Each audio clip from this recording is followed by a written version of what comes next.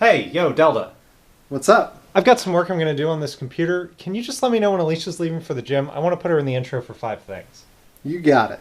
I'm going to the gym. I'll be back in an hour. Hey, Sean, Alicia's leaving for the gym. Not helpful. Why can't you use us in the intro? We were gone last week. Okay, fine. What do you guys want to do? I could try singing Whitney Houston. No. You want I Should Dance? Please no. Well, what were you going to have Alicia do? I don't know. She usually helps me think of an idea when I don't have one. So you were going to exploit her for her comedy. Of course. Good writers borrow, great writers steal. From their wives? Do you really think that Stephen King comes up with a new story every 5 minutes on his own? Touché. No, seriously, I'm about to start dancing up in here. I hate you guys.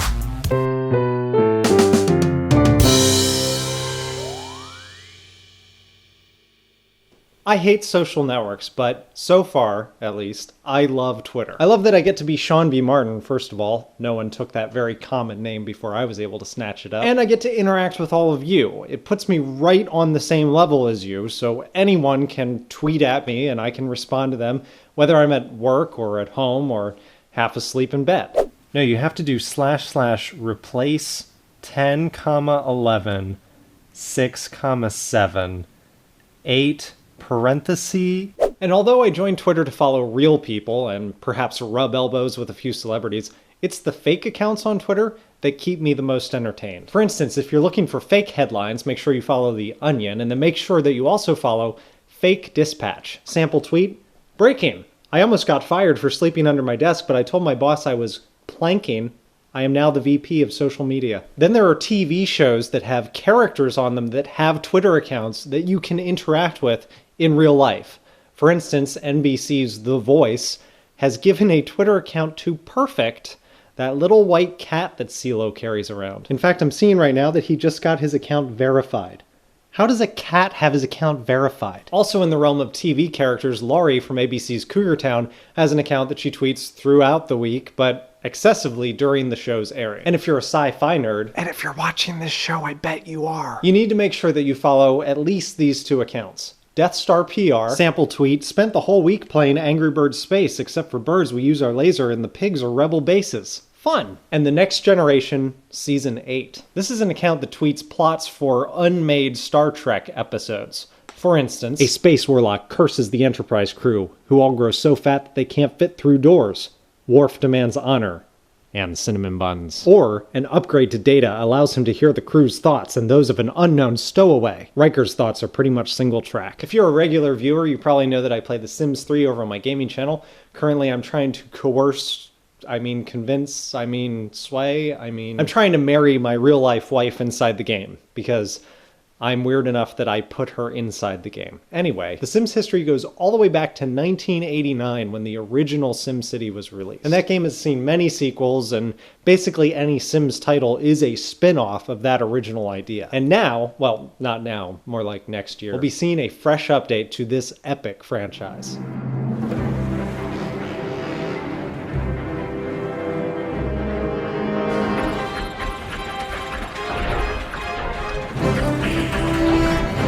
Okay, disclaimer, that is not actual gameplay footage, so don't get too excited. And like I said, you won't be playing this for over a year, so just be patient. But EA is all about the hype, and they've started releasing behind-the-scenes video on their YouTube page for the game. Here's a coal power plant. It's a simulation unit. It contains resources like coal and workers. When active, it runs simulation rules that use up coal and create power and air pollution. Effects and animation are tied directly to simulation rules, so what you see is always a one-to-one representation of what the simulation is doing. Anyone who's a strategy fan has probably played a SimCity game in their time, and this one looks like it is going to be the one to beat when it's released next year. The first movie released by Kevin Smith's Smodcast Pictures was Red State, a horror film and his next to last movie. But just because Kevin's done being a director does not mean he's done making films. His second production for Smodcast Pictures is this movie, created by someone younger than me, called Bindlestiffs. Dude, I hate school. Like, hate it. Yeah, man. With a burning passion. School sucks, dude.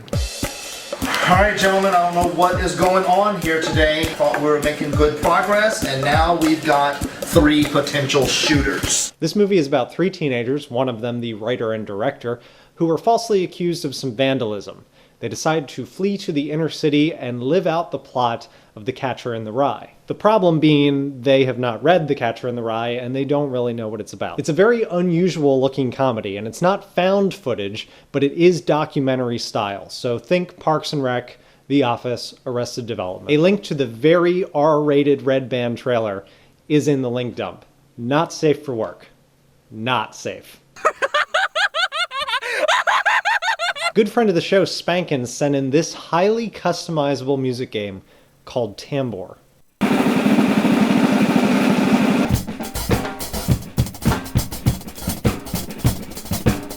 It's a rhythm-based game where you have to fight against another player using a variety of methods. There are a lot of options.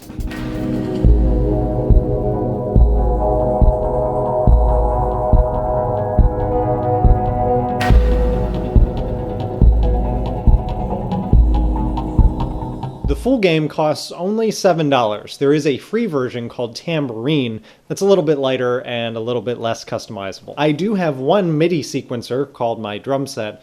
I don't have 2.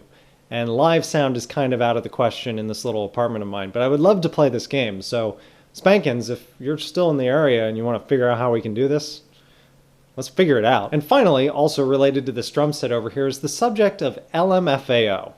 Do I like them?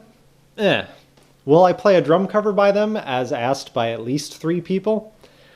Probably not. But I will not be stopped from enjoying any one of these 3 parodies of the song I'm Sexy and I Know It. I eat caution meat, damn long sketch we can skip a beat. Yeah. Even when it's cold, no turtleneck, this is how I roll. It's the holidays and I'm feeling low. Santa has gifts, but I gotta say no. Girl, look at my shlomo. Girl, look at my shlomo. I have a little bit of a problem with stereotype humor on YouTube, mostly because it just brings out the worst in commenters. I mean the worst. So this one probably isn't my favorite. This one was sent to me by Carter, and it's pretty funny, but I gotta say, I'm a StarCraft noob, and I don't even know what things like cheesing mean. Girl, look at that six-ball. Girl, look at that six-ball. Girl, look at that six-ball. Please, sir. When I meet you again, this is what I'll see on my screen. Please stop cheesing me. I only know one build, and I ain't afraid to show it. Show it. Show it.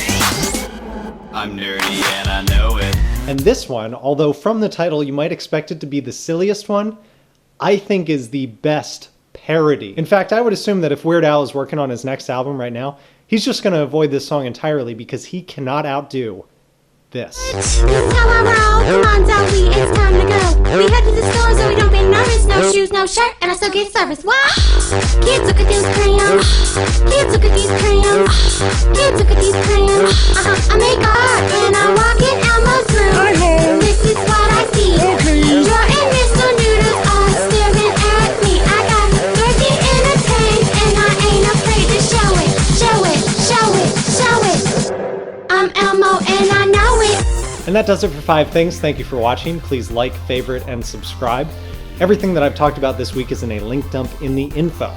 Please follow me on Twitter at Sean B. Martin so that we can have those awesome conversations I was talking about.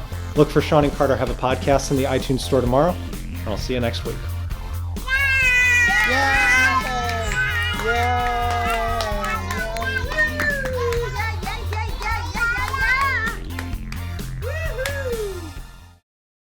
I know what you're thinking, why didn't he talk about Anchorman 2?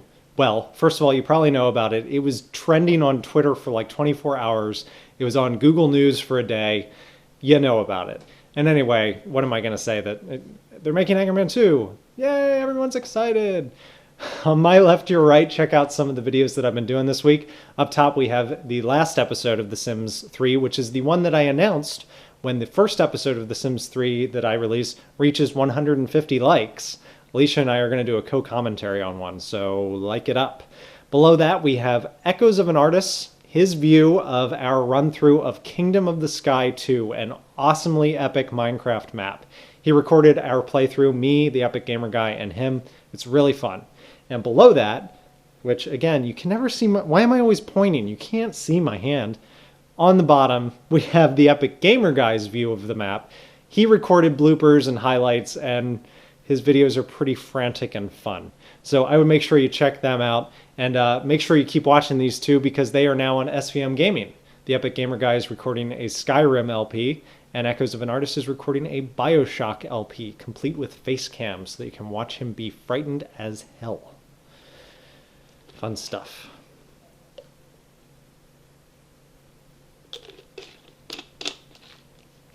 I swear I'm not sponsored by Mountain Dew, but that would be awesome.